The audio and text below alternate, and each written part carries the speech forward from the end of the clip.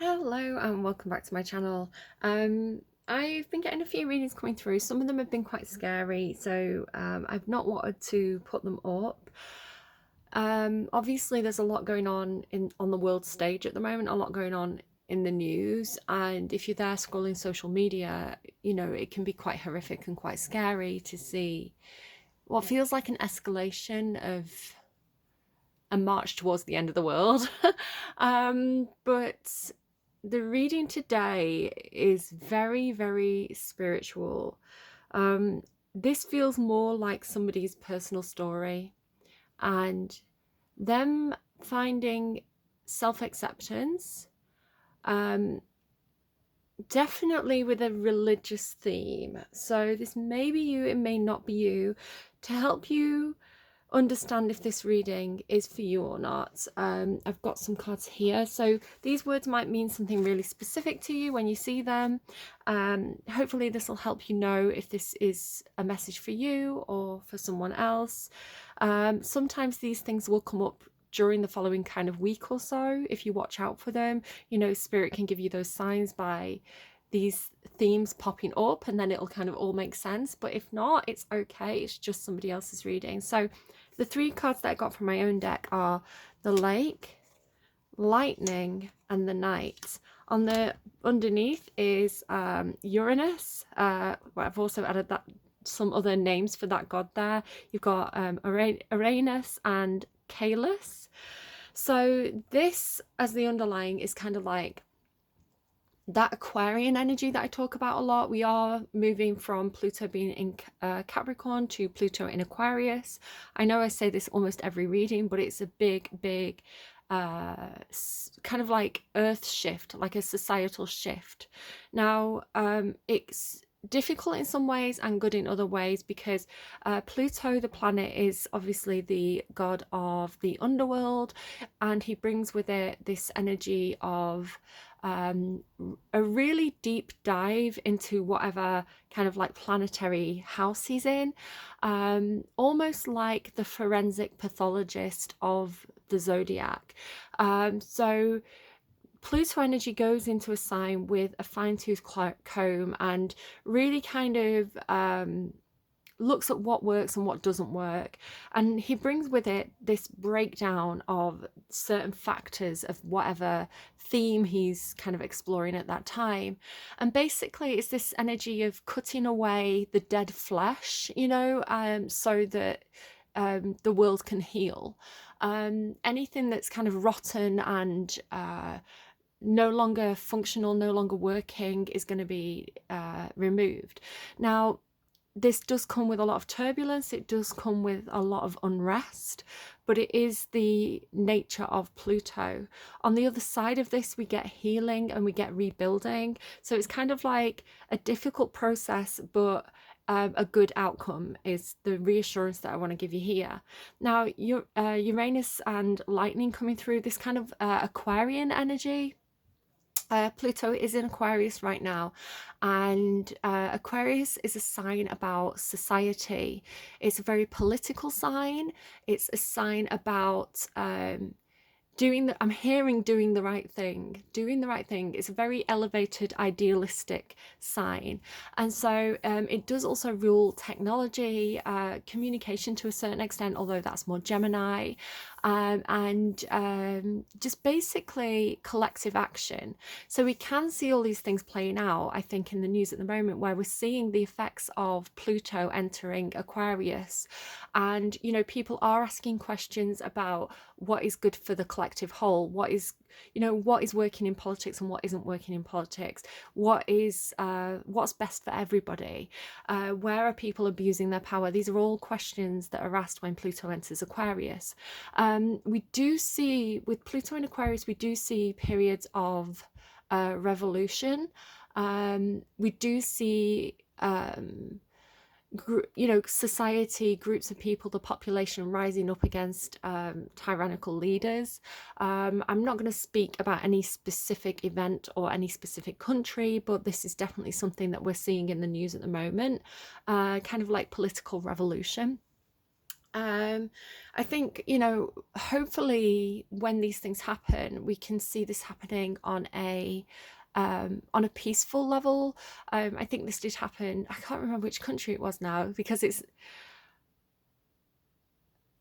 I'm waiting for it to come through and it's not coming through, so it's not part of the reading. But it can be done peacefully and lawfully, and sometimes it does take more civic disobedience, and um, protesting and more impactful action to make change. There's different ways of enacting change. Aquarius really does encourage collective action. So this would be things like unions. It would be things like, marching, protests, boycotting, withholding taxes even. I would say that's more of a Capricorn type energy. It's more earth energy.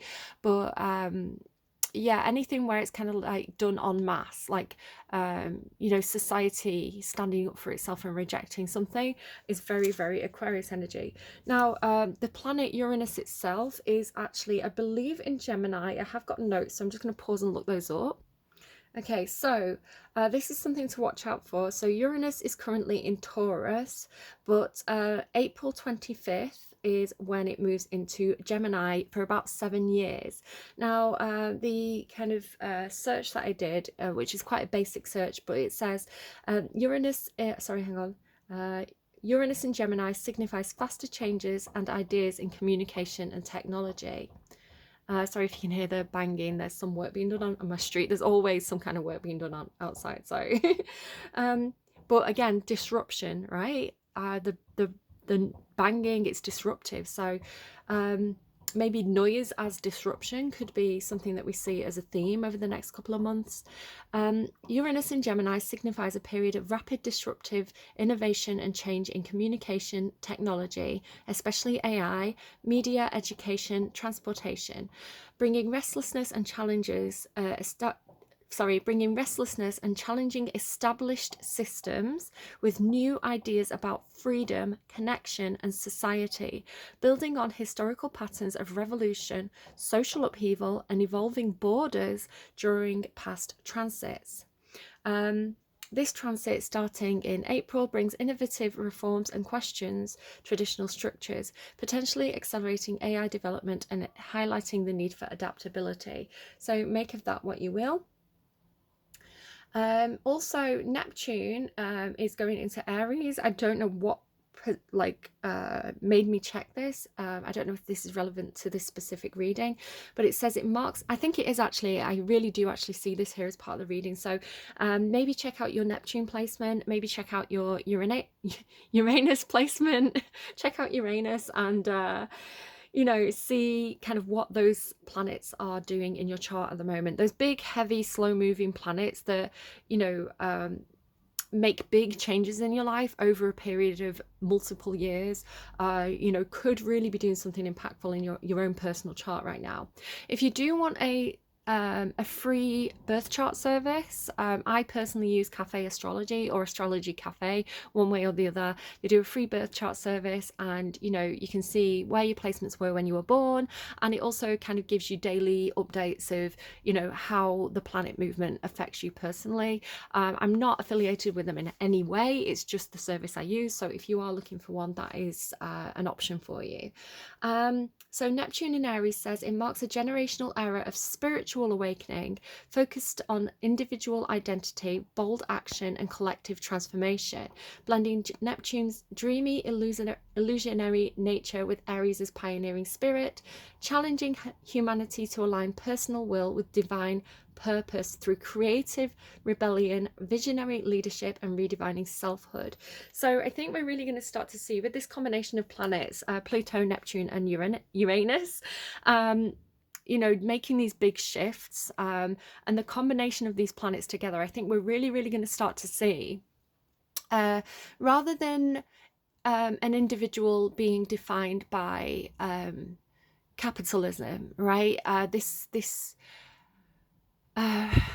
mean, it's been several years, right? It's been maybe a couple of decades of this I can't remember the term for it. There is a political name for it, but it's to do with economics and capitalism and consumers, and it's basically promoting individualism and the kind of like being the best individually. It's kind of like, I was saying this thing the other day about um kind of like the American dream and, living in a very capitalist society. If you want to be the best, right? If you want to improve yourself and work up the ladder, it does mean that other people have to be below you, right? It's kind of like pushing the vision that I was seeing was pushing somebody else's head down under the water so that you don't drown. And so I think people are kind of getting a bit tired of this very almost selfish, in a way, this selfish individualism, and moving more towards something that feels more society focused. It feels more like you're part of a group, more that like you're part of a there's something that happened, sorry that to break off a thought, but this is a better way of explaining it.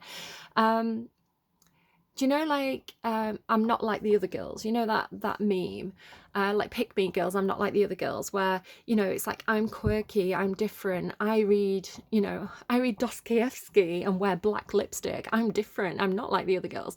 But then recently there's been this societal shift and rethinking where girls are saying now, I am like the other girls. We have a lot of shared experiences. And yeah, we might have a different shade of lipstick on. We might like a different band from, the other girls. I might not like Taylor Swift. You might like Taylor Swift, right? But it's like, I like Taylor Swift's music. It's fine. But like, this kind of, this seeking of individualism at a cost of connection is kind of over. Now girls are saying, I am like the other girls. We have these shared experiences. We go through the same problems. We go through the same like challenges. It's better if we support each other and all rise up together rather than kind of like pushing someone else down so that I can feel good about myself. So you can really see this shift happening where people are thinking more collectively. People are thinking more about their communities, about society as a whole. And this is a really, really healthy thing, I think, because this kind of bought identity, right? This kind of individualism at a surface level is no longer working. We're actually starting to see that, everybody's getting the same lip fillers, the same face, cosmetic surgery, so everybody has the same face, everybody has the same hairstyle, everybody has the same big water, I don't even know what they're called, these big water cups that everybody has. And it's like we've weirdly gone full circle where the pursuit of buying identity has caused us to all be the same. It's a strange thing. So I think we're going to see a shift towards away from capitalism, away from purchasing identity, and a shift to something that's more authentic as a society where we celebrate our flaws, we celebrate our differences because they're human. And rather than this almost cult-like like a cult-like social status where your social standing can be bought monetarily. Now it's more about what your soul is saying, right? What's on the inside. So we're going to see a celebration of kind of like poets or artists or people who just have something to say that is different. So rather than being, I'm not like the other girls because I wear alternative clothes, now it's kind of like, I am like everybody else, but this is the self-expression of my soul. Do you see how those two things are like an inversion of each other? So this is kind of what has been coming through. And the reason why I'm waffling on about this for so long is that, one, it's part of your reading. Two, Uranus keeps coming out. Put it away, put your pants back on. Uranus keeps coming out in my readings. It's a really strong energy at the moment. So even though I want to reassure you a little bit that even though it does feel like the end of the world, right? It feels like we're seeing that divine fire from the sky kind of energy. I want to say whatever's happening is meant to happen, and it's transformative, even though it's very, very scary. And we're really being asked at this time um, to know ourselves, and to not be on that macro level, not be on that God eye view level, but to be on the personal level and an inward level where we really know our own morals and we really know our own hearts, and we make sure we're looking after the people on our own doorstep, whether this is our immediate family, our neighbors, even if it's just being kind to someone who's having a bad day in the supermarket. It's really about making those personal connections at a local level that is going to be very, very helpful at this time, I think. There is a quote that I want to give you. When I look at social media and when I see this almost like degradation of laws, there are so many laws that feel very like they're being broken or ignored at the moment by people who should be upholding them. And also this feeling of laws being subtly changed to be against the people rather than in support of the people. And just, this, I know the phrase like lawful orders, right? And unlawful orders, you shouldn't obey unlawful orders, has been going around a lot. So I think when law starts to lose its meaning, we have to go inwards and really look at our own personal morals. So like I say, there is a really, really strong religious theme to this reading. I felt it from the start. It keeps coming through. This, the song, is it Dies Irae? Diesirae. The music played while I was setting up this reading, kind of like an EDM version. So I felt a bit like, the film Blade. I don't know why I kept on getting this vision. The film Blade, where like he's a vampire, but he's a good vampire. And then he's in that club, the club scene in Blade, where it's kind of like rock music and kind of clubby, but it's kind of like also kind of got this religious theme. So I don't know if I'm connecting with somebody who perhaps has been there's something about them that they feel is like bad. Like Blade was a vampire, but he was a good vampire. So there's something where you're the moral person in an immoral world, is the way it feels. But yeah, there's definitely something about that club scene in Blade, and I don't know why. It's like rock music, but with the combination of kind of like clubby rock music and being quite hardcore, but like mixed with kind of like religious spiritual music. Maybe this is something that somebody's been listening to. So going back to this idea of like the law is meaningless, like what laws do we follow? Is the law now corrupt? Like, is the law ineffective? Like where there's this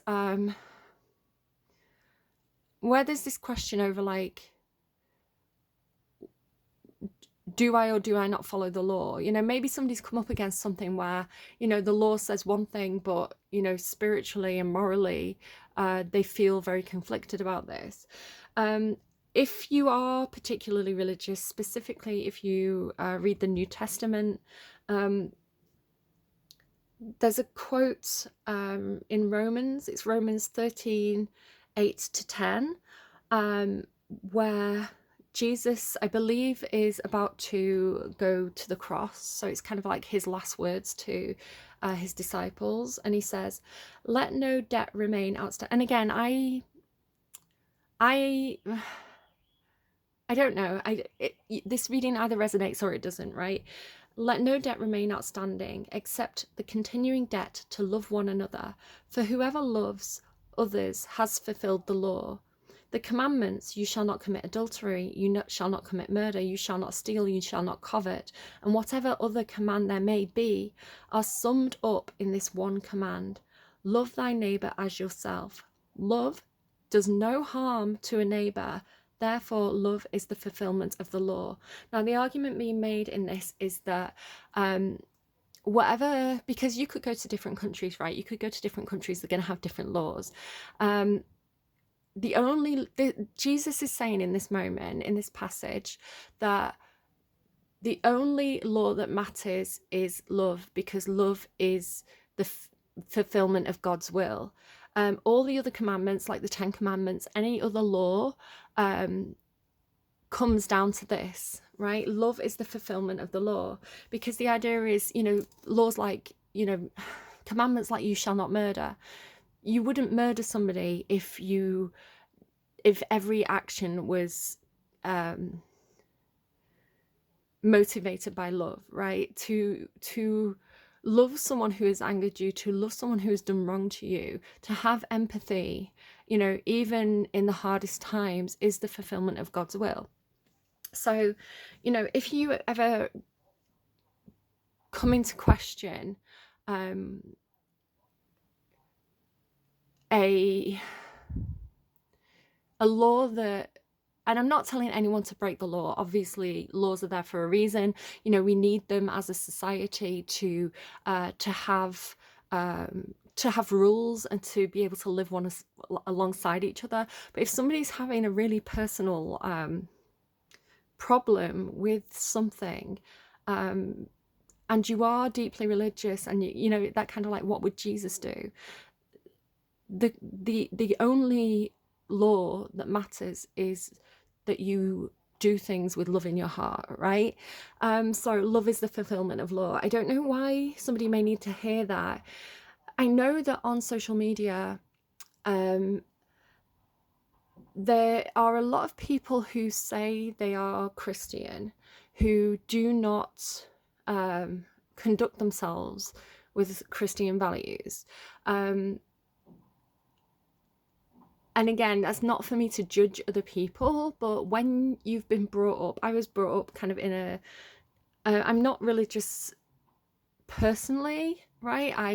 I have my own spiritual beliefs, and that is that I do believe there is an energy that is, I would call God, but I believe that it manifests in different ways in different societies, because God is omnipresent, so therefore it's all things, it's all religions, it's all God. We're all praying to the same God, basically. It's the thing that I believe.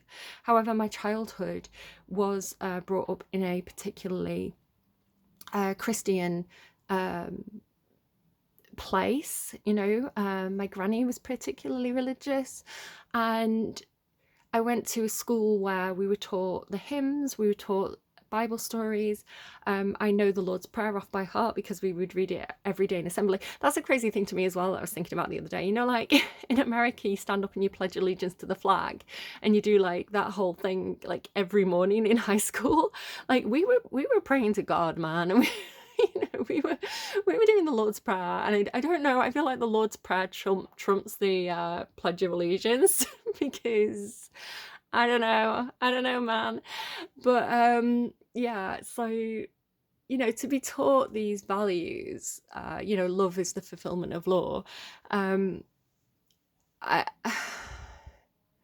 see people who are, to me, they seem very indoctrinated into, again, almost like a capitalist version of Christianity. And so maybe this is something that you've been experiencing yourself, where perhaps you were taught things as a child, and you were taught these stories of like the Good Samaritan, and Jesus sitting down with people who believed things that were very different to him, but still having that dinner party. And then when asked about this, he said, well, they need it the most. You already believe, you already follow me, you're my friends, but these people who are my enemies, they're opposed to me, they're the people that I need to sit down and have those conversations with, So this very, very loving, very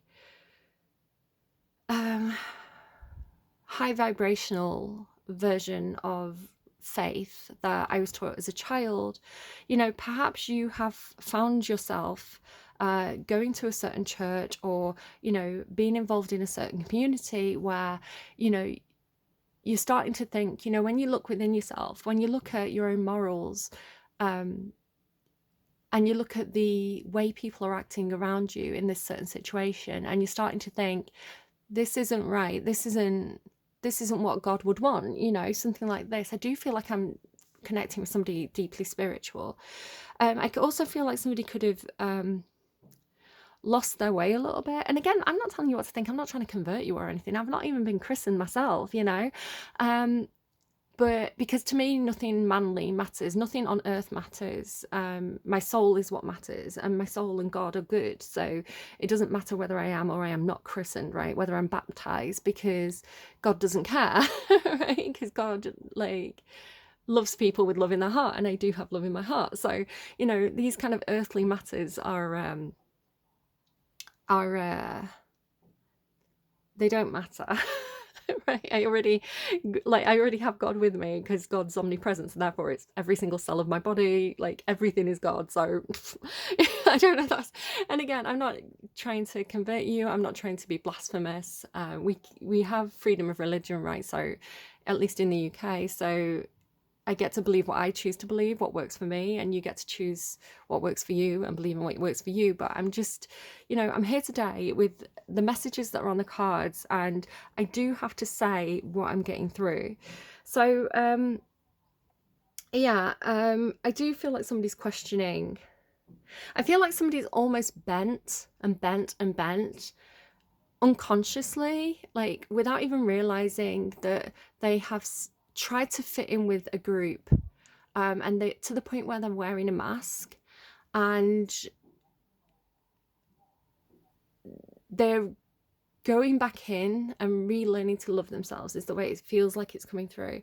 So let me go to the other cards on the table. The lake talks about, and again, this might be relevant to you very literally. There might be something about a lake. Maybe you've been to a lake and you saw lightning, right? Lightning struck the lake, or a tree by the lake, or something like that. So if that's an experience that's happened to you, obviously that's God's speaking to you directly, but or the spirits, or whoever these messages are coming from. But the lake to me is familiarity. It's waters that we know and we've swum in a lot of times. So it does talk about things that are very emotional to us, but they are familiar emotions, right? This is something that we know. Lightning is kind of a surprise, a shock, something that wakes us up, something that makes us pay attention. Lightning hitting a lake makes me think of, people who do electric fishing, right? I think it's very illegal, but they basically electrocute the fish and the fish float to the surface. So this as a metaphor is something that's very, very familiar to you, something that, you feel very safe in this emotionally, and then something happens that's a bit of a shock, or a bit of a wake-up call, a bit of a surprise, and there are things that are hidden emotionally that come up to the surface because of this event that kind of shocks you emotionally. So it's like the fish coming up to the surface is kind of like things being revealed that even though this water was familiar, it's like you couldn't see that until this event happened. The night is combining with me with the lightning. The night on its own is in my own deck, it talks about somebody who is very honorable. What's that old term that they used to say with knights? Like chivalry, right? Somebody who has a lot of chivalry. They have high honor. They are the actions that they're taking and the things that they're doing are kind of embedded with this high honor moral compass. There's something, olden day knights, they would be acting out God's will on earth, right? So I feel like this is something that someone's being asked to do, because it does tie in with the reading to a certain extent. So the lightning night, there's something coming through quite strongly with that kind of Neptune Pisces energy. Somebody could have strong Pisces in the chart, or Neptune could be doing something significant in somebody's chart. There's this feeling of fantasy as an escape. It was coming through some of the songs that I was listening to before the reading as well. There was one about a dragon, which I'll come to in a moment as well. I was getting this feeling of somebody who has a very vivid like dream world, or a very vivid internal world. So this could be somebody, for example, who is a writer. You know, I'm the sort of person, I'm very, very like, my dreams are extremely vivid. I've got a very good imagination, and I can sit there and kind of like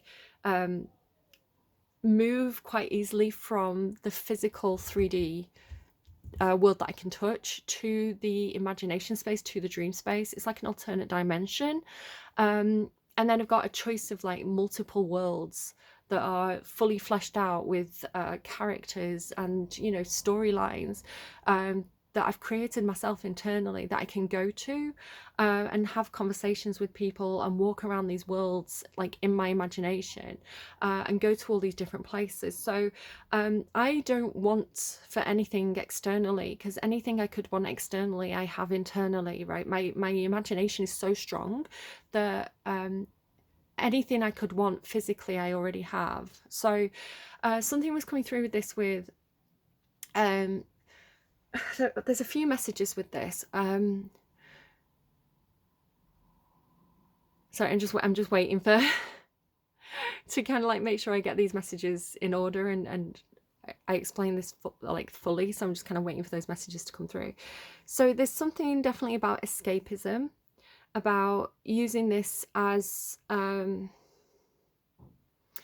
calming method, as a way of coping with reality, because, you know, reality is very scary at the moment. And so looking at social media, looking at the news, it's very, very stressful, right? It really gets us into a really stressful state.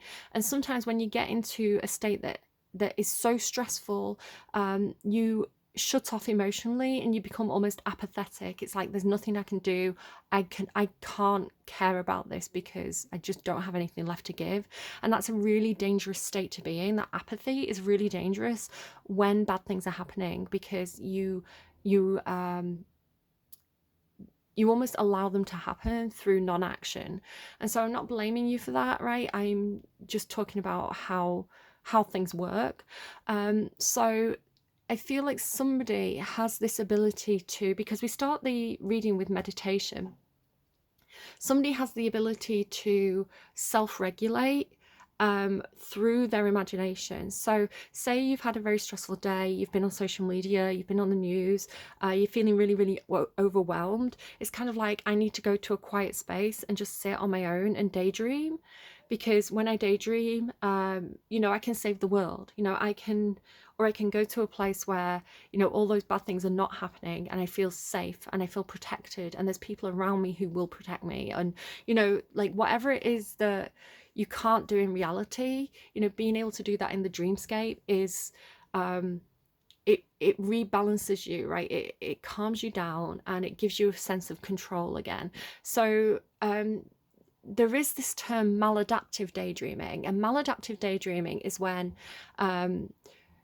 this coping mechanism becomes too strong, that it makes you that you spend too much time daydreaming and that you can't be effective in real life. But I don't feel like that's the case. I feel like there's a bit of a warning, like, don't slip away. You need to stay in reality, because again, this is part of the reading here. It's like, you're needed here, you're needed on earth, so don't spend too much time in the better place, right, in your imagination. If it's not imagination, it could be, for example, playing computer games, or it could be reading books or watching movies. It's anything where you're taking a step out of reality and going into a different plane of existence that uses the imagination to a certain extent. Every time I try and say something, like, they take it away from me, which is probably a message for the reading. It's probably part of the reading. Every time I try and say something, they take it away from me. No,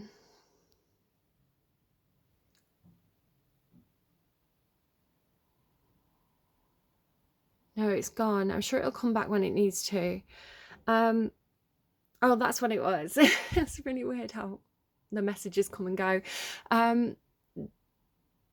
This thing about being the knight, right? The knight in lightning armor, almost. It does make me think of Baldur's Gate. I play the computer game Baldur's Gate a lot. You know, one thing I like to do is kind of make like a lightning knight or a lightning paladin. where when they step in water, I've got these boots called the water sparklers, and they electrify water. So there's something about that where this, who I want to say is you in the role of the knight, right? The knight in lightning armor, coming in to kind of save the day. I want to say that you come in with, it could be that you use electronic communication quite a lot. Again, maybe you are a visual storyteller of some kind. Maybe you have a strong imagination and you create something online with your imagination. It's kind of like when you step in, everything gets electrified, right? Everything, you're the wake-up call. You're the person who steps in and everybody's shocked, is the way this is coming through. Like, you're the one upsetting the calm of the lake, because it's like you're electrified. So it could be that you're very worked up about something, but it feels more excited, like electric's more excited. It also feels like the night is protected by the lightning, because it's almost like, in my vision, it's kind of looking like a Faraday cage, which I don't think is how that would work. I think if you stood there in like full plate armor and lightning hit you, I don't think you'd be too great. I think you'd basically be baked inside. But it's looking like a Faraday cage in this vision that I'm seeing, where it's kind of like you're protected from the lightning because it's just going to pass through you, kind of thing. So somebody who's using the lightning, using communication, using shock value in order to wake up something that's familiar. And familiar can be too comfortable, right? Familiar can be a safe place that keeps us inactive. Sometimes we need a bit of a wake-up call to make changes, because things can be a little bit too familiar, a bit too comfortable. So I feel like there could be something like that there. Very, very Aquarius energy. Maybe you are an Aquarius. Maybe you've got something going on with Aquarius energy in your chart, or your Uranus energy. There's something coming through with that as well, this fantasy escapism, about how our brain, obviously cognitively, like if we think about it actively, we know the difference between reality and imagination, right? But the way our brain processes memories and the way it receives information, like subconsciously, your brain can't distinguish reality from a real lived experience, a physical, tangible experience, from something that you've read or a game that you've played. So if you play games where you're the hero, your brain remembers that you're the hero. So there's something about that as well. The other thing that came through here was I've got a hair on my finger, and the other thing that came through was leaf. Now I don't always pull letters out. These are just Scrabble letters, but I did feel called to do this today. And I closed my eyes and I put my hand in the bag, and I just kind of like let my hand be guided towards certain tiles, and I heard 4, so I knew I had to take 4 tiles. So I just let myself, with my eyes closed the entire time, pull these squares out and kind of line them up. And when I opened my eyes, it said leaf, and I was like, no way did it give me an actual word. Again, this feeling of computer games, it was making me think of that character that's called Leaf. I can't even tell you specifically any details about this character or which specific game it is. I keep thinking Final Fantasy, but I don't think it's Final Fantasy. Is it like Legend of Zelda? I don't know. There's a game where a character is called Leaf, and I think they wear green, and that's all I know. But maybe you know this character. Maybe they are, they were a favorite when you were a child. This was this was a character that you really aspired to be like. Maybe there's some sort of value that this character has, or something about their story that particularly resonates with you at this time. But take that as you will. There could be something like, as well, it could be a message from spirit, like, you're walking outside and a really big leaf lands on your shoulder, and this is a sign from spirit. It could be something like that. If there's something about a leaf, then that this is your reading. Take that as it, if you want to rearrange those letters as well, you can do that. It's making me think leave, feel,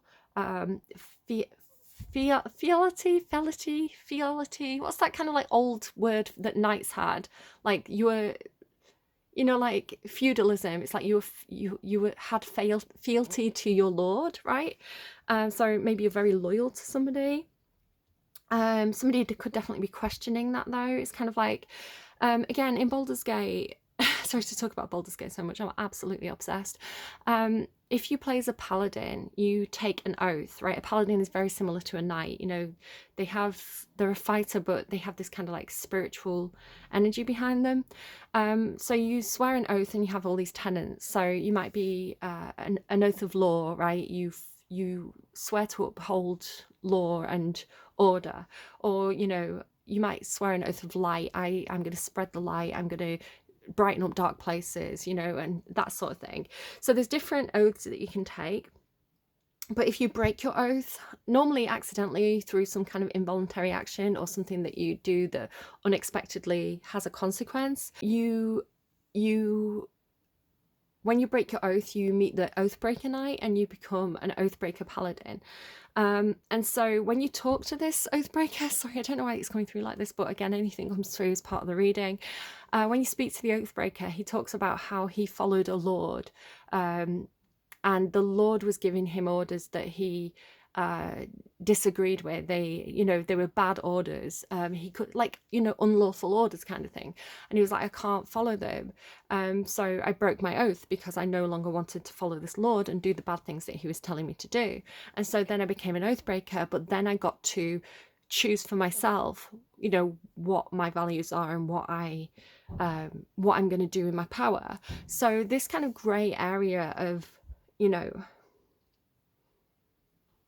breaking a law or breaking an oath because of your own internal moral compass seems to be a flavor of this reading in some sort of way. It's like, I want my freedom of choice back. And again, with love is the law. And again, I don't encourage anyone to break laws. Laws are there for a reason, but it could be something that somebody's thinking about and struggling with. And if you disagree with the law, right, you don't have to break the law just because you disagree with it. You can change the law, right? You can petition local governors. You can petition, I don't know why it's coming through very American. I think I've just been online too much. You can petition local councillors. You can petition local lawmakers. You can raise awareness. You can get people to sign a petition, asking for a law to be reviewed. There are diplomatic and good aligned ways to change or challenge laws that you feel are no longer applicable to a current society, or that you disagree with. So maybe that's something that somebody's doing as well.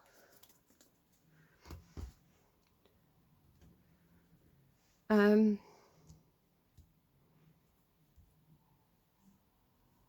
definitely think this is coming up collectively. Again, America's in the news a lot at the moment, and I don't want to touch on specific politics too much, but again, something that I feel people are starting to question. Again, I know that in America you pledged allegiance to the flag of the United States of America, right? That's your oath of allegiance. But if you are also spiritual, right? If you are also deeply religious, and your religion teaches you certain things, and you come into conflict with, do what's more important, the law of the country, the law of the land that I'm in, or the law of my soul, the law of God. I personally think that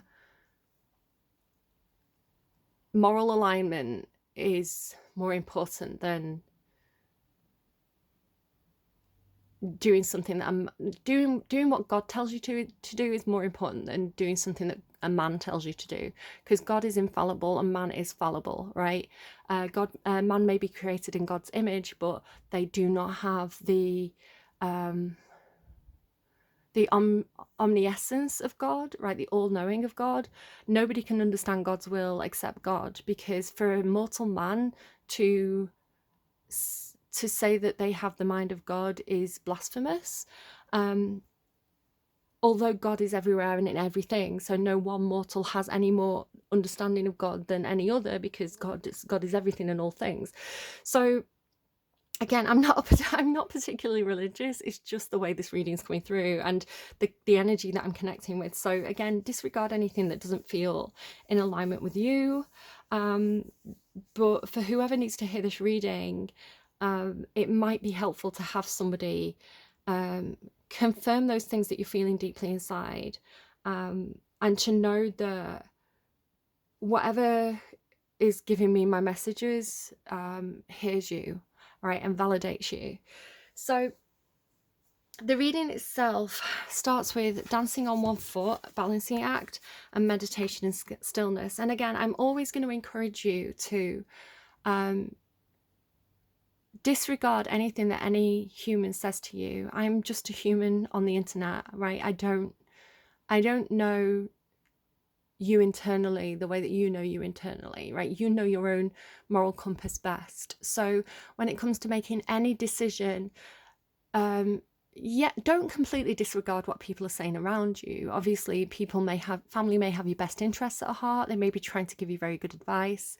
And I think you can accept that good-naturedly and say, thank you for your feedback. Thank you for your advice. I will consider what you've said. But that considering part is the most important part, because you really need to, you are in charge of your own life. You get to decide what resonates with you and what doesn't resonate with you. And I really do encourage that internal contemplation, taking a moment, taking a week, taking a month if you need to, and, sitting with it and thinking about it, and, the ideas and the thoughts that are around you, really, really kind of like testing those against your own questioning and your own belief system. And I think most people, when they do that, everything is going to boil down to love, right? At the end of the day, I think most people have empathy. Some people don't, right? And that's okay too. We are all built differently. We're all humans. We're all perfect, right? We're all exactly as we're meant to be. But yeah, it's with this kind of like individual level and collective level. There's something definitely going on with that in terms of, it feels like, let me go to the next cards first. Let me move through the reading before I say this next part. So dancing on one foot, balancing act, and deep quiet meditation and stillness. It almost does feel like doing yoga. When I do yoga, I do get into this kind of like meditative state where, I feel a little bit more connected to spirit than I do to physical things. And so it does feel like somebody has something that they do, and it could be dancing. Maybe dancing makes you feel very spiritual, that kind of expression, gives you time to think, like it's almost like your body going through the motions, your body doing something autonomously that it's very, very familiar with, so you don't have to think about it. It kind of like frees up your brain for the thinking time, is the way it's coming through. So even if it's not dancing or yoga, it could be something like you do your best thinking when you're in the car, right? If you're in a car journey and you're going through a very, very familiar route, sometimes it's kind of like you go on autopilot and your brain kind of has a little bit of time to kind of like think about things. It could be something like that. Maybe it's just your commute in and out of work. But whatever this is, where physically it feels like you're doing something, like where you're going through the motions, and then meditation and stillness is it's kind of bringing you into a Zen state where you're able to connect to your internal higher energies, your spirit guides, or however you want to see that, God. I was a little bit confused about why wisdom really wanted to come through in the reverse. It was quite clearly like in reverse, and I was like, well, wisdom's a good thing. And normally when these kind of cards come out together, it talks about reaching for a higher wisdom, right? Higher learning, thinking about things more deeply, but there's something about rejecting the books. So again, there's a lot of writing in the world, whether it's like self-help guides, religious texts,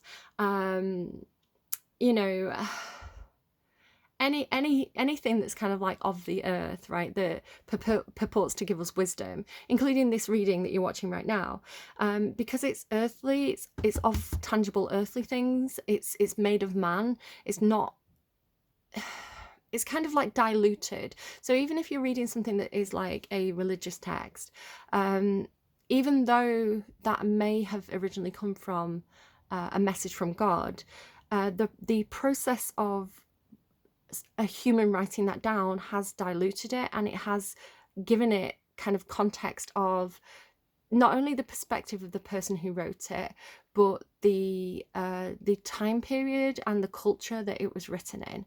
So I'm not saying that these things are worthless or invalid.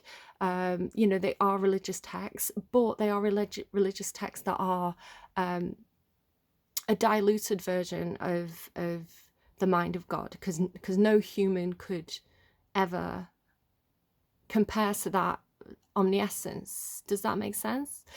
Even kind of like prophets and things, as highly respected as they are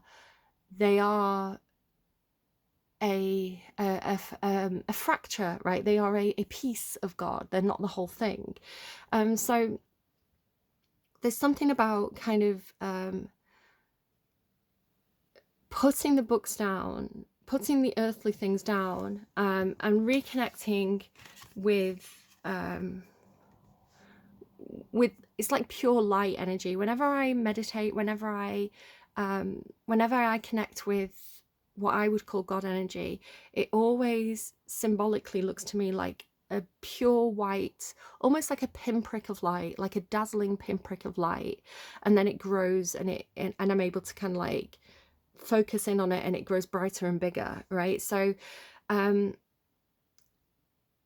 doing that process where you can see like the light on its head, where you connect directly to God's energy, and it's like kind of like cutting out the middleman, I suppose. I know this is kind of what caused, England, we've had our own revolutions, we've had our own political upheavals. So one of them was the kind of the start of the Enlightenment, I guess, where we had the Reformation. So this was Henry VIII, who basically was just a man. I'm just a man, who, got tired of his first wife, and he wanted to divorce her and marry the hot young thing. And he was just a horny man with too much power. And he fell out with the Catholic Church because the Catholic Church said, no, you married this woman. This is, we're not granting you a divorce or an annulment or whatever it was. Like, stop it, be a good person. And he was like, but I'm really horny for Anne Boleyn. So Henry VIII heard about this cool new religion that was sweeping Europe by the original Martin Luther, not Martin Luther King, the first one. And it was Protestantism. So Catholicism was seen to have too much power and, too much money, too much political influence, and was seen to be a little bit corrupt by the people who were moving more towards the Protestant movement in kind of like Henry VIII's time. So this was like the 1500s. And Protestantism at the time encouraged a more direct communion with God, right? Rather than needing the Catholic Church and the priests, who were seen as very, very rich at the time, right? Protestantism was more like, God is already in your heart, so why do you need to go to church? It was kind of the vibe. It was kind of a much simpler version of Christianity. And so Henry VIII basically used this as a reason to destroy the Catholic Church in England. He burnt all the monasteries, killed priests, really, really kind of like burnt his bridges with the Catholic Church and the Vatican, and was like, I'm going to do what I want to do because God said that I'm allowed to marry this hot thing, and then ultimately cut off her head because she gave birth to a girl, and I'm just a bit of a cunt, really. So, and this obviously caused a lot of unrest, kind of historically, because you'd get a king or a queen that was, his eldest daughter, Mary, was Catholic because she was raised by her mother, who was Catholic. And then, Queen Elizabeth was Protestant. And then King James was, there was all these like big, like shifts of, depending on which monarch was on the throne, we were thrown one way and then thrown another way, and there was a lot of upheaval and unrest, in England and around that time. I don't know why I'm waffling on about this. And there must be a reason for it. It must be relevant somehow. But basically, the population just had to kind of like fall into line and do what the monarch said, and hide the priest in the walls. The Protestants are coming. So, and obviously this still has an effect today. If you look at Ireland, you know, Northern Ireland and the Republic of Ireland, you know, these echoes of the choice and the conflict between Protestants and Catholics is still going on there. We're now Church of England in England, which is kind of a bit like, as long as you say Jesus is cool, we all agree, kind of thing. And, you know, also, like, we do have religious freedom in the UK, so, you know, it's like, believe what you want to believe, but, you know, general Jesus is cool vibes in the UK at this point. And most people, like, again, if you're not from the UK, most people are not religious in the UK. Most people are, is it agnostic? So yeah, I don't know where I was going with that, but it could definitely be relevant to somebody somehow. So anyway, this kind of like, I don't need the book. God speaks to my heart seems to be the message of that card, which is really, really confirmed by this card. Now, I was very strongly getting through dragons to the point where I was like, I need to get the dragon deck out. So I added this for this specific reading, and only one dragon card came out, and it's this one. And it was exactly what I was feeling. Because again, like when I was meditating, when I was connecting to the energy of this reading, yeah, it felt like this image. It was like almost like feeling God's presence, you know, feeling like that light of the angels was like I don't know, shining down on me. And there was this real kind of strong, almost wrath of God energy that I was feeling as well. But it feels very peaceful. It's almost that feeling of, and again, I must be connecting with somebody who's deeply religious, because it's almost like facing the apocalypse, like standing there as the fire is raining down from the sky and knowing that you and God are good, knowing that you're safe, knowing that you have peace, knowing that, you know, God's love is in your heart and you're protected, and no matter what happens, like, you're safe, is the way it was kind of feeling. In fact, the messages that I heard, because I got two messages for you, the viewer, if you're connecting with this reading, and it was a male voice, and I heard, "You are correct." So if you were wondering about whether or not you were right about something, the message is, "You are correct." And then the second message is, "Your best is good enough." So if you've tried your best, that's all that was wanted from you, from whoever's giving me these messages. So I'm going to read this card to you, Illuminaire. Only truth has integrity and can stand the test of time. If you have picked Illuminaire today, hear his message. I illuminate what can't be seen, that which is hidden within you. Your truth needs to be seen and shared. You cannot hide behind your masks forever. And the crazy thing is, the next card that came out next to it is Many Masks, the Authentic Self. So absolute confirmation there. You cannot hide behind your masks forever. Your shields of false protection don't serve you. Only truth has integrity and can stand the test of time. Illuminaire is the first dragon I met who holds angelic as well as dragon energy, in this case from the Archangel Uriel. Illuminaire appears when we are not listening and we have been resisting what needs uncovering and changing within our lives. This is usually of spiritual or personal nature. Rest assured, you are now ready to deal with whatever has been lurking in the depths of your being. Whether this is a spiritual awakening or a deep personal healing, it is ready to be activated. Now, the interesting thing about this is I was planning on doing a reading earlier in the week, and the message that I was getting, the storyline that I was getting, was somebody who, it's like they'd been lost. It's like they'd been spiritually lost. They were in, like, there's a card called spiritual narcolepsy, where it's kind of like,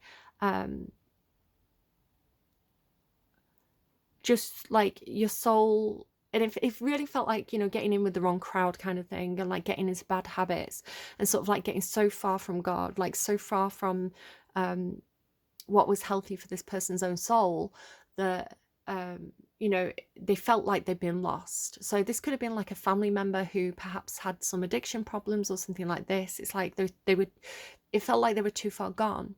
And so because I was picking up on this energetically when I was basically just walking home. I was just walking. I was out for a walk and I was getting all this stuff. And so I connected with that light, and I was basically like, God will find this person when they need to be found, right? When it's the right time. Like they will have their awakening, right? So it's kind of like, no matter how lost someone seems, no matter how dark that path is that somebody's gone down, when God wants that person, when God gives that person the wake-up call, like, you can't deny it, you can't ignore it. It's, you know, it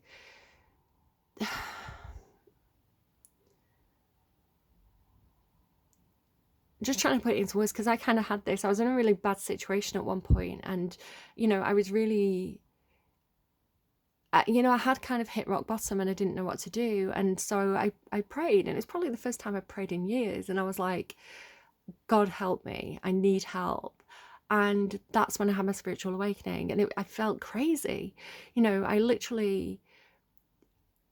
was asking for confirmation, and there was lightning in the sky on a clear day in response. And, you know, I would ask for something, and like the light would beam in through my window, and, you know, it really felt like I was suddenly in the presence of God, and I was getting all this confirmation. You know, I'd ask for confirmation, and Spotify would play The Universal's Here. Yeah, it felt like it was going crazy, but all the validation was external to me. And it is undeniable. It would be crazy. It got to the point where it was like, it would be crazy not to believe that this is real and that this is happening. So the message was really reassuring, because it was like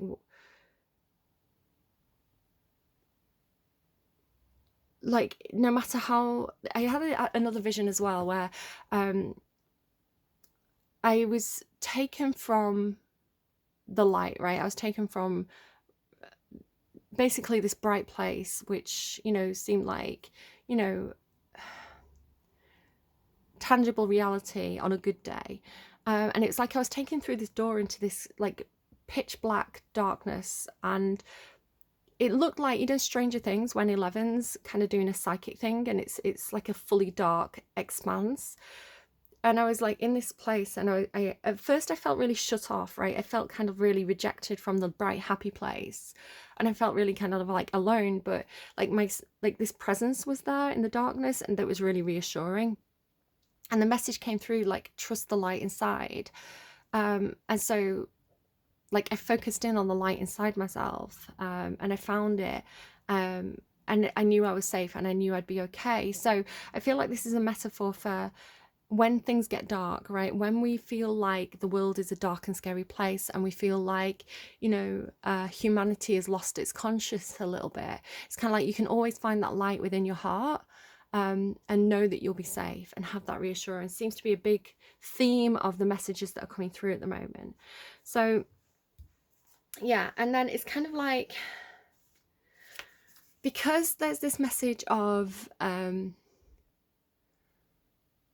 what it feels to me with what we're going to kind of talk about with the cards here, especially like this taking off the masks, it feels, because we've got this thing about the individual and the collective, so it feels like there's a shift from being an individual in a collective, being part of a community, being part of a group where you felt like you had to wear a mask to fit in, right? It's kind of like there's this expectation of this group that you should have certain values, or that you should have a certain appearance, or you should think certain things, or believe certain things, or say certain things, right? The mask you wear because you want to fit in with a group.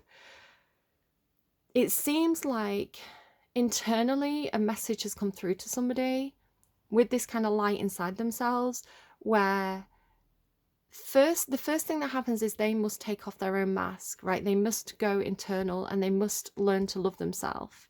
You know, they must find that self-acceptance first before they look for it outwards from a community, because it's like the community doesn't currently accept them. And then it's like when they've done that process of finding the light inside themselves, finding almost like God's acceptance, God's love from within first, which then leads them to feel that self-love and that kind of like confidence of who they are. Because it's very firm. It's kind of like a self-belief that can't be shook because it's so authentic. It is the truth, right? So nothing anyone external can say can change that, because the truth cannot be the truth cannot be changed. The truth cannot be challenged. The truth just is, right? It is as it is. And so once that self-acceptance has happened, it feels like the message of this is God has worked through an individual within a collective to change the collective, to go back as this, with this truth and with this authentic self. And instead of wearing a mask to fit in, it's like you're now asking other people to take off their masks. And that's the new truth of this collective. It's an individual changing a collective is the way it's coming through connection with God. So, you know, again, I don't, you know, I'm going to use this as an example. I don't know. I don't love kind of street preachers. I kind of think they're adorable because it's like, oh, look at you trying. But, you know, there is also that feeling of, oh, you're kind of bothering people, you know, and like, you know, people do have freedom of religion. So a street preacher is kind of almost offensive to the people who, you know, are just going about the business and believe something different. I don't know. But I'm thinking of like Martin Luther, who was this street preacher, right? And he was just one man with a soapbox and a microphone. And yeah, he did have this ripple effect on, you know, the entire world, which, you know, for the good or the bad, you know, a lot of upheaval came with that. But it's also making me think of a vision that I had in one of the readings that I tried to do earlier in the week was, you know, think about a crowd of people, but visually to me, what I was shown was kind of a tray, like a wooden box that was filled with ball bearings, like marble-sized ball bearings, and like each ball bearing represented a individual within this crowd. And at first glance, it was kind of like, well, there's no room for movement, right? You know, you can't change everything. But then I was shown like a finger coming in and touching, like, computer's cracking, a finger coming in and touching one of these ball bearings, and they were very tightly packed, and it was just moving one ball bearing through what was represented as a crowd of people. And as this one singular ball bearing was moving, the entire crowd started shifting, right? All the ball bearings started shifting just because one was moving. And so it was talking about how one individual can create a kind of butterfly effect that ripples through a community. You know, one individual can create change. So this was kind of the message that was coming through about somebody who seems to be meditating, connecting with something that is incredibly good and light and divine, whether you want to call that God or, you know, just some kind of high vibrational frequency. And then taking off the false masks and just being their authentic, being comfortable with themselves first. It almost feels like maybe behind closed doors, right? Really figuring out who you are before you present to the world. But then, you know, through that truth and integrity, standing in your own truth and integrity, you know, effecting change, because I think people respond to truth and integrity. People do respond to, I think a lot of people, not everybody, obviously there's a percentage of people who, you know, are very prone to liars and, you know, who are very easily manipulated. But the majority of people, when someone's stood in front of them and speaking a truth, instinctively it does resonate with people. So it could be about writing your own book, telling your own story. Sorry, the dog's barking next door. And, you know, even if only one or two people read that and respond to it and, you know, vibe with it, those two people could go on to write their own stories, which could affect another two people, and those two people could affect another two people. And so suddenly you have this great branching of it's okay, puppy, it's only me. Suddenly you have this great branching of this ripple effect that affects a huge population of people. You know, you only have to change one or two hearts and minds to start that wave happening. So that seems to be the message coming through there. And then to read the rest of this Illuminaire card, the rest of this message is this: spiritual warriors of earth. And again, it's kind of like the lightning knight, right? Or Little Leaf, the computer game character. Spiritual warriors of earth, collectively we can change the world. Although humankind is not yet ready, I've got full body shivers. Although humankind is not yet ready for us in all our might, you and others like you are preparing the way, anchoring the light into the planet. I'll just show you that because I'm stumbling over my words a little bit now. Anchoring the light into the planet. Are you ready to continue your amazing journey of empowerment? Illuminaire invites you to see the truth in all situations. He says, do not fear this illumination. Truth is a liberating and powerful ally. Your fears lie with change, but open your heart and welcome it to your core, allowing the light to guide you forwards. Which is such an amazing message. And like I say, I was really pulled to use the Dragon deck, and that one card came out. It's very clear with its message. And then we go into the two messengers, which again, just the way these cards came out is so clear, because we have the messenger of earth and the messenger of air. Now what's interesting is there's this weird like upside down energy. You see where the earth is above the air? I don't know what that message is, but take it as it resonates. The messenger of air and the messenger of earth, this talks about anchoring down, right? Taking those very spiritual, high vibrational, almost out of this world message that, you know, somebody has reached through meditation and through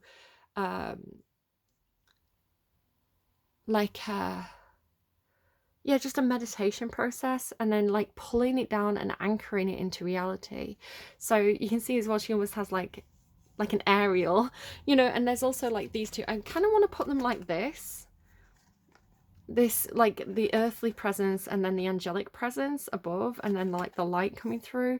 It's like there are two individual beings here, and now it might be the physical self and the soul, right? The air element and the earth element. So it could be two parts of the self. Or it could literally be like a guardian angel. You know, it mentioned Angel Uriel, and then like the earth warriors, you know, they called them. And so there is this, because it's the messenger of air and the earth and the messenger of air. So it's like the messenger of air is the angel, and the messenger of earth is you, the viewer, receiving the message and also being expected to share this message. It's kind of like what I'm doing now, right? It's exactly what I'm doing. At the beginning of a reading, I meditate and I get the messages and I get the visions, and then I pull my cards and then I sit down. Like those messages that have come from this alternative dimension space, the imagination space, the dream space, the liminal space, whatever you want to call it, the air space, the space of thoughts and thinking and visualizing, to the earthly reality, which is me making this physical video that I'm going to put on the internet. So these two processes, many masks, the authentic self. Again, this card talks about unmasking, finding your integrity, finding your truth, the authenticity, the authentic self. So who you are when you drop societal expectations, you know, what resonates to you at your core. This then involves an ending. There's the end of a period of feeling like you had certain heavy responsibilities. The Ten of Fire is the Ten of Wands. So this talks about almost like the straw that broke the camel's back, right? You were overly burdened. You know, you've been on a long journey and you were tired and you need rest. So, you know, the Ten of Wands talks about being able to see the end line, see the finish line, and know that you're at the end of that journey. You know, your responsibilities are done. You can put them down and you can, you know, rest and start something new. So it does feel like something is ending. As as you find your integrity, there's something external to you that is to do with this mask energy that no longer fits, right? Once you've had that epiphany, once you've had that spiritual energy come through, anything that does not fit that vibration can no longer stay. It just doesn't work anymore.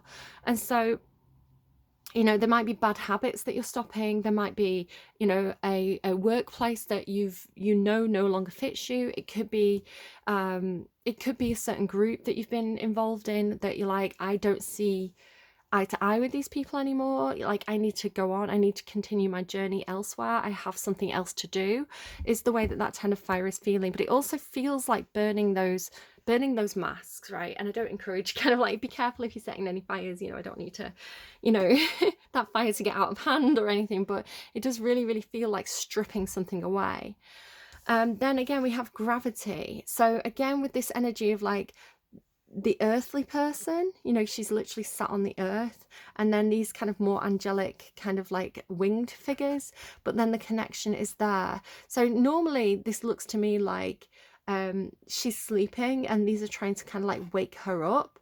But today, because you've got this anchoring down energy, right? It's like you're anchoring, you're bringing these high vibrations down to earth. It's almost like, it looks more to me like during your sleep or during your dreams or during your meditation, like, that's when these connections are made with these higher beings.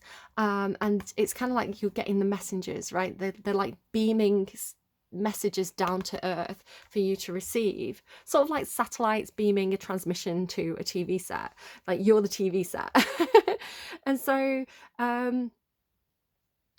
then we go to, there's a really earthy energy that comes through here, which is why I'm saying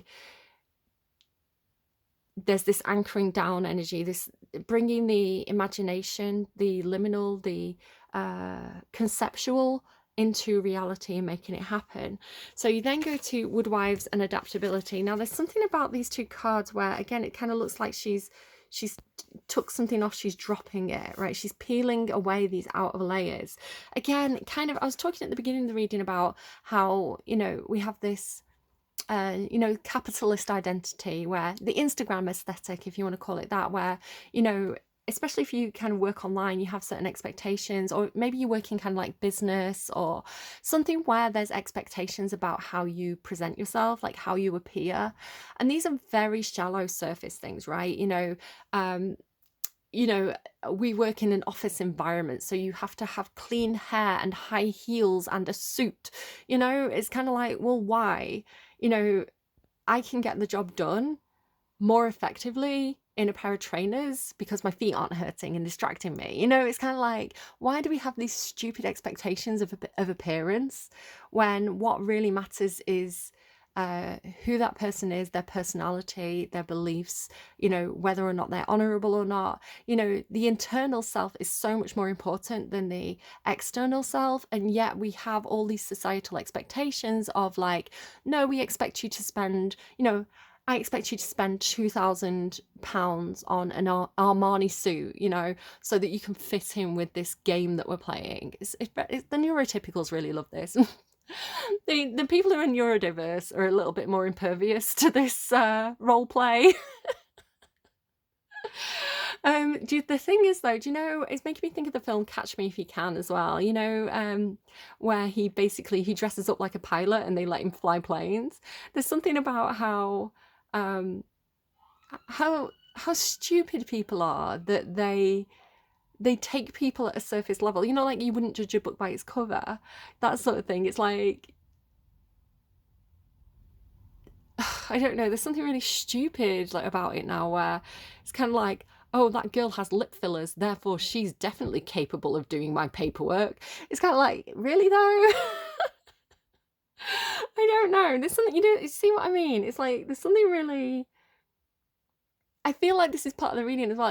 It's like somebody who suddenly sees it, like suddenly the mask is off and, the scales have fallen from my eyes and like everything suddenly feels really silly, right? It's kind of like laughing at everything. It's like, why are we doing this?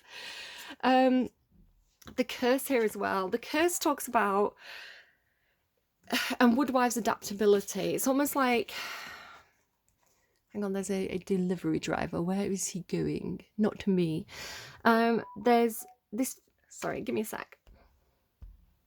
Okay, it's just my eldest telling me that they're on the way home.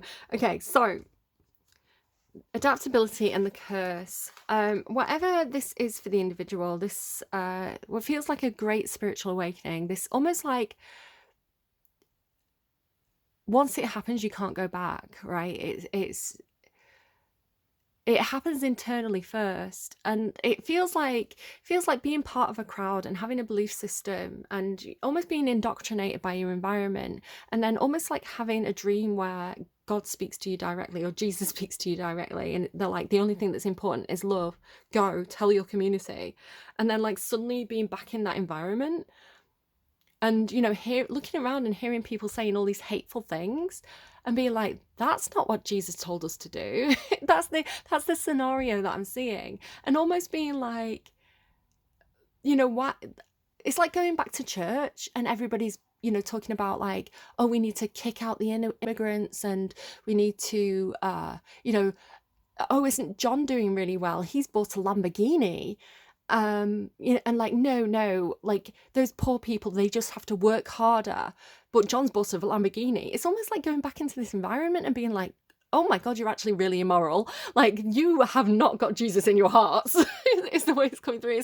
It's like suddenly waking up, like in reality, and like seeing that reality has been a dream the whole time, because it's like you've been walking through reality, sleeping, and suddenly you see it and you're like, oh my God, why have we been doing this? Like, this isn't right. But then because it's like almost having to remain in that environment and knowing that the people around you aren't ready to hear it yet, right? Knowing that it's almost like becoming a spy, but not a spy. It's like going undercover in a community where you still have to play for a bit longer, right? It's like it's happened internally first. And you know that you have to keep wearing that mask. That mask has to go back on so that you can go back into that community. Because if you take the mask off, the community will kick you out. And you're being told that you're a messenger for that community. So it's almost like you have to do it really subtly. And really gently. It's sort of a bit like, you know, when you have family members and they have really opposing political views, and it's like they can no longer sit down and have like Christmas dinner together because, you know, they're at such polar ends of the spectrum that they just can't stand talking to each other because they just see things so differently. It's almost like being asked to take a really loving, empathetic, open approach to this, and very, very, very, very gently starting to ask questions. You know, maybe it's just one person, you know, you don't ask the whole crowd because people will just get mad at you. But, you know, one person who you think will be open to an idea, you know, you just ask a question and like leave that with them. And you're like, I'm not telling you the answers. I'm not telling you what to think. It's just, you know, it's the difference between, right, say you saw something on the news and somebody next to you is like, that person deserved it. And you're like,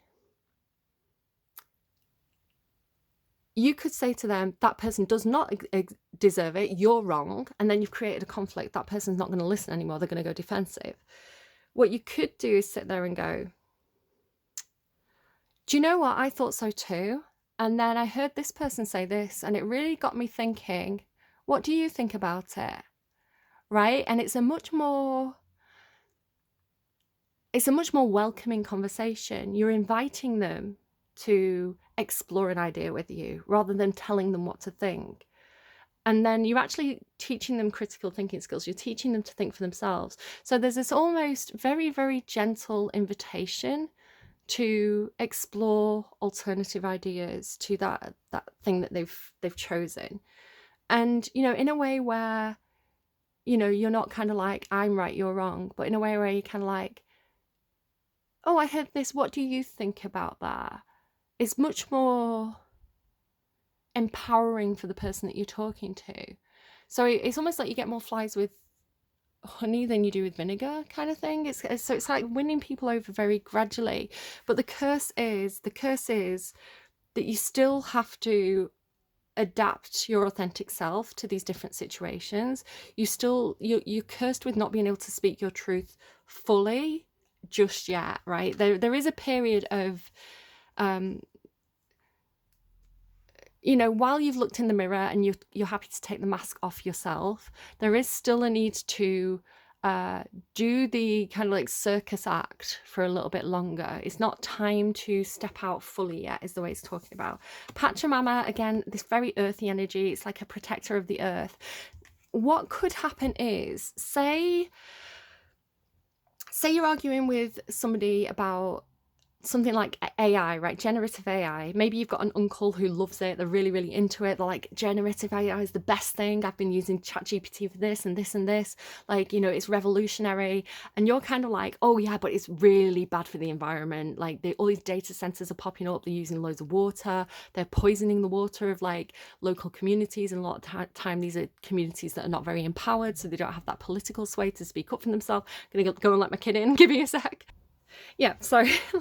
It's like having this person who's like really into AI and you're like, okay, yeah, but it's really harmful to the environment. Like you're having a different point of view. And so, maybe this person is like kind of an environmentalist. Like they love technology. They love, creativity of AI, like the things that it allows them to do that perhaps they couldn't do before. Say they've not got any art skills and they're kind of like, oh, I can, really kind of like get these pictures of my imagination out of my head. And like, it helps me visualize for my story writing, whatever it is. Like they're into it.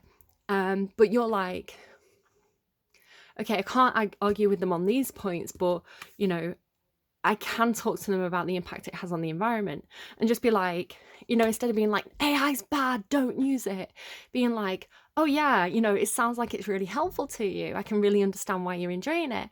Do you mind if I send you an article? Because, about this thing that I heard about, one of the data centers, because, I agree it's really great, but don't you think we need regulation to kind of like stop it hurting the environment? So do you see how it's kind of like, instead of dismissing their entire belief system and, at once, you're just kind of introducing new factors into, their whole thought process. And instead of being like, oh, you're bad, you're evil, dismiss, it's kind of like, can I get you on board on this one point? So it's a much more middle ground approach, I want to say. But yeah, something about the environment, about the earth, about protecting the earth could definitely be something that like there could be kind of an agreement on, I think. So then we go to self-love. Like I say, I almost want to put them like this. So after this big spiritual epiphany that, unmasks you to yourself, like you really, really get in touch with your core values. The curse is that you can't quite unmask yourself in public or within a full group yet. But, in that interim time, in this kind of like in between time of the discovery and like it's like still having to go to work, right? It's like you still got to earn money. So you still have to go to that workplace, even though you've had this epiphany and even though, it doesn't suit you anymore, even though, things have changed internally, which means that, you're going to have to start looking for a new job. During this time, it's kind of like the public face still wears the mask, but behind closed doors, you're really, really finding love for yourself. And again, the term unmasking makes me think that it could be a situation where, I've always thought, oh, I've got a terrible memory and I'm so clumsy, but I've got a great imagination. And I go and talk to this professional who can diagnose ADHD, and she's like diagnosing my child, and she's like, yeah, you should probably go and get an ADHD. Like basically she's officially confirmed that I've got ADHD. And so, it could be that like me, you're kind of, a little bit older, you weren't diagnosed as a child, you fell through the loops. You've always just thought, to me, it's kind of like, why can't I keep my house tidy? Why is it so hard? Why does it take up all my time? It's like, to me, if I was to keep my house 100% tidy, it would have to be my entire personality. I would have nothing else going on. I guess like that's how difficult it is for my brain to keep on top of things. And so like, I've always been like, I'm just a messy person. No, I've got ADHD. I've got a disability. Like, I'd look at other mums, right? I'd look at other mums and be like, how on earth do you do all the things that you do? You're going to the shop, you're going to pick up the kids, you've got them dressed like perfectly, like their shirts are ironed. What's that about? I never iron anything. And then like, your house is tidy, you've got time to plan parties. Like, how on earth are you? It's like the fucking Superwoman. I'm like, how are you doing this? I'm like, there must be something wrong, because there's no way you're doing all this and like everything's fine. Like, your children must be like ignored or something. Like, I didn't get it. Like, I was like, because to me it would be impossible, because I'm disabled. Right? I can't do it. So I just don't understand how other people can. And so kind of, I think, I've suspected that I've got ADHD for quite some time now, but to really have it confirmed by somebody who has the qualifications to confirm it, even though I've not been formally diagnosed, I do love myself. I can see all the good qualities. My imagination is so great. I can, I've got that bloody Cassandra complex where I can see what's happening a mile away. And like, I'm like, the voice that nobody wants to listen to, I'm like, this is bad, we should all not do this. And everybody does it and then like messes things up. And I'm like, well, told you so, kind of thing. Like, we could have just not done it and you could have listened to me, but I guess you had to go and find out for yourselves. I guess you had to fuck around and find out, because, it's that sort of thing. So, I wouldn't change myself. I don't want to medicate myself, because I don't see, like, I wouldn't want to take away the good parts of the ADHD, like the overthinking. Like my brain is a whole universe by itself, right? And I wouldn't want to mute that just so that I could clean the house. I'm like, I don't want to be more boring. So like, I have that, right? I have that self-love for being who I am, right? And it's okay to be different. It's okay to be better at some things and worse at other things, and it doesn't make me a bad person.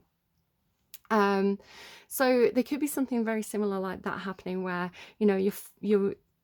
you're understanding yourself better, you're having an epiphany that helps you understand yourself better, you're unmasking in your private life, perhaps in your family life, but there is some kind of public life where you're still having to put on this mask and this bit of a performance for the time being, while you do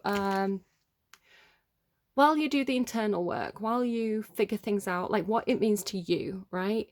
But there's no fear, right? The fear is gone. So there's this card here, fear, and this card is quite a scary card, but because it came through quite determinedly in reverse, it actually flew off the table the first time it came out of the deck. So I knew that this was when something goes off the table, it's kind of like, this is not part of the reading, right? There's a negative to it. And so because this was removed from the reading and then I kind of put it back in and it came out reversed, it very, very clearly means that the fear is gone, right? You have self-love, you have acceptance, the fear is gone. And, it's followed by love. Love conquers fear, right? And so I love these two cards together. Look at how beautiful this is. It's kind of like defeating the shadow self, or I want to say incorporating the shadow self. And with it being next to curse, again, because you've got such a strong religious angle to this reading, it feels like it really could be something, because this person always looks a little bit like a drag queen or a little bit transgender to me. So it could be that somebody has grown up in a certain religion that has said to them, being gay is wrong, or, being transgender is wrong, right? Like, God made you perfectly, so why on earth would you, like, the idea that you, because to somebody who's very, very religious, right, the idea is, like, God doesn't make mistakes. So the body that you've been given is the right one for you, because that's what God intended for you. But to somebody who internally feels like they're in the wrong body, it could feel like they're very, very cursed, or, to have to hide this aspect in themselves because, their community rejects them, is a curse. So, and it does come with a lot of fear as well. People who are gay and they brought up into like the Catholic Church, for example, and you go to church and you're told that, gay people are evil and they're going to burn in hell, it's not it's not a doctrine of love, right? And so if, like me, if what you've taken from your upbringing or from the concept of religion or Jesus or God or, you know, Muhammad or whoever you believe in, if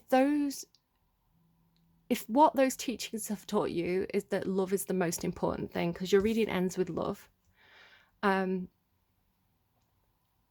know, love is, what is it? Love is the law.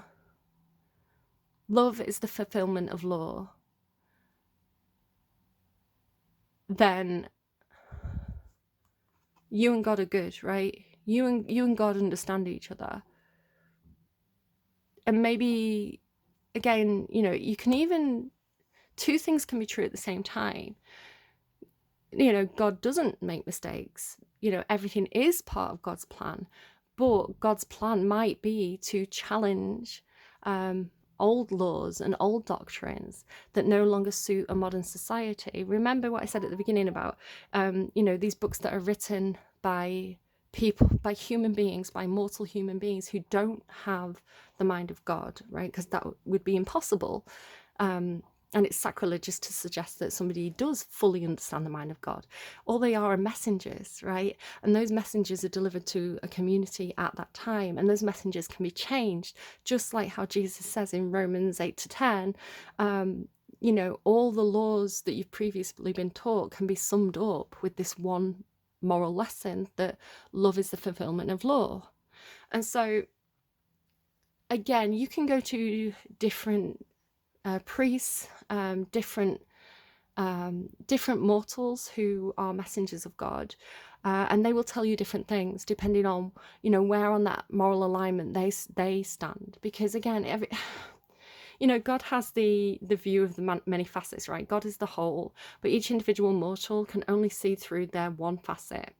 The only way to see through another facet is through empathy, because, you know, they only have one mortal point of view. They don't have the full picture. And so if what, you know, in your heart, which I think that is where, to me, that's where spirit lives, that's where God lives, is in the heart.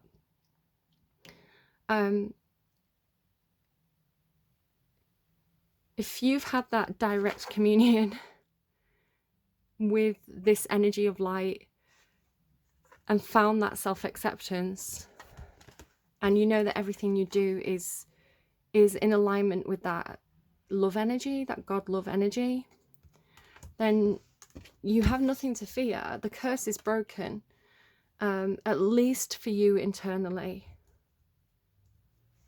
And I hope that is the reading that somebody needed to hear. Maybe leaf is turning over a new leaf, I don't know. Okay, so I really wanted to make sure that I was getting this message right. So I randomized a song from my liked songs from my library, and let me show you this image, and like 55 there, I don't know if you saw that, if you caught that at the top. Fives are all about changes, so I do feel like a change is happening. You are part of a change that is happening, but this song is praying. I mean, I couldn't believe it, because literally I was praying at the start of the reading when I was meditating. I did the Lord's Prayer 3 times back to back. I just felt compelled to. The power of Christ compelled me. Yeah, I knew that praying was important. I knew that I was connecting with somebody who has, who is deeply, deeply and profoundly, if not religious, then brought up with religion, right? It's a huge part of this person's life. So the lyrics of this song, Praying by Kesha, so it's such a huge confirmation.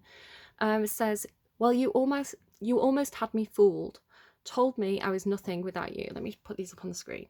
Told me I was nothing without you, but after everything you've done, I can thank you for how strong I have become, because you brought the flames and you put me through hell. I had to learn how to fight for myself, and we both knew all the truth I could tell. I'll just say this is, I wish you farewell. I hope you're somewhere praying. And again, like, it's like this person has done something bad to this person, right? So to the person telling this story, they're accusing this person of, you brought the flames and you put me through hell. and they're saying goodbye, but you know, they're not wishing vengeance on this person. They're not wishing for this person to be hurt in the way that they were hurt. They say, I hope you're somewhere praying. I hope your soul is changing. I hope you find your peace, falling on your knees, praying. I'm proud of who I am. No more monsters. I can breathe again. And you said that I was done. Well, you were wrong. And now the best is yet to come. And that's kind of where I'm going to end it. But yeah. It says, oh, some say in life you're going to get what you give, but some things only God can forgive. I hope you're somewhere praying. So it's almost like if somebody does you wrong, like hand it over to God, let God deal with that, you know, and you know, you can walk away from things with your truth. Again, truth is really, authenticity and truth is coming out really strongly here, and with self-love. And you can, you know, cut ties, you can walk away, and just trust that God is going to deal with that situation for you, for whoever this reading is. And I really hope that's helpful. Maybe again, it might be huge confirmation for somebody. Let me get a few more things to look out for. So I'm going to get an animal spirit energy. So again, this could be something to look out for over the next couple of weeks. You know, maybe you start to see this animal everywhere. You know, people could have tattoos. You could be seeing pictures of this animal. And it could be a way of spirit communicating directly to you, to give you a little bit of extra guidance over the next couple of weeks. But we've got the elk. Again, something about the elk, like, because it's showing up a few times here. So maybe, you know, maybe the elk makes you think of somebody or a certain place or situation. It could be that you, this could be somebody that somewhere that you go to where there are elks, or, you know, somebody, you know, I don't know, it seems like there's a person connected to the elk. Like the elk is significant. It makes you think of somewhere or a certain place. And then tiger behind that. The tiger is making me think of, there's a lady, I think she's French. And she's on TikTok and she has this tiger and she just treats it like a little kitten, like a little baby. And she goes up to it and she feeds it brie. Like she goes into the tiger enclosure and she's like feeding this tiger brie on a little stick and like stroking its head. And she's like, oh, so there's something in that of, again, something that, and I'm not encouraging anyone to go cuddling tigers, like don't do that. But there's something where something was scary, right? There was something that was scary. And maybe it's not as scary as it seems, is the message that I'm connecting to the tiger. One last card for you. I'm going to get, oh, there you go. Anubis, death, coffin. Yeah, something's done. There could be a death in the family. I'm not predicting that. This is coming through like, you would already know, right? This is already the situation that's happening. Anubis also talks about life after death. He is a kind of like a spirit guide. He transports people to the next life. You know, ways people. He takes people to Osiris, right? This is Anubis. He takes people to Osiris, if I'm thinking of that correctly. I'm not 10 out of 10 on Egyptian mythology. It wasn't my specialism, but I did touch on it. But, you know, at one point in Egyptian mythology, in the afterlife, you go before the set of scales, right? And you weigh your soul against a feather. And this is how you get judged, kind of like, and again, it's not about anything happening externally. This whole reading is about internally in your own soul, and you having self-love, and you, because love, like you've got love at the end of the reading, like self-love and general love externally on either side of fear in reverse, right? It's kind of like love is really conquering fear here. I'm a poet and I didn't know it. So yeah, again, the coffin could mean something specific to somebody. You should know what that is when you see it. And that's the reading. So I hope this is helpful. Do take care of yourselves. And no, we're not done. Sorry, getting pulled back to something. No, we're done. Sorry. I was getting pulled in a certain direction, but I think we're good.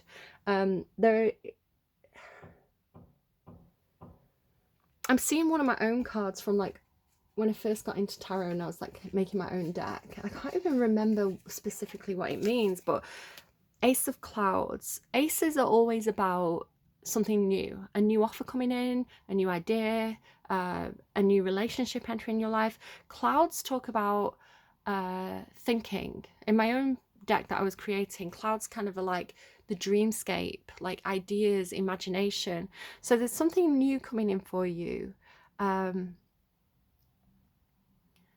That's going to allow you to explore a new imagination space. It's like a new creative project or a new idea that's like brand new, and you're going to start developing it. Ace of Clouds, Ace of Thoughts, Ace of Imagination. So watch out for that. Again,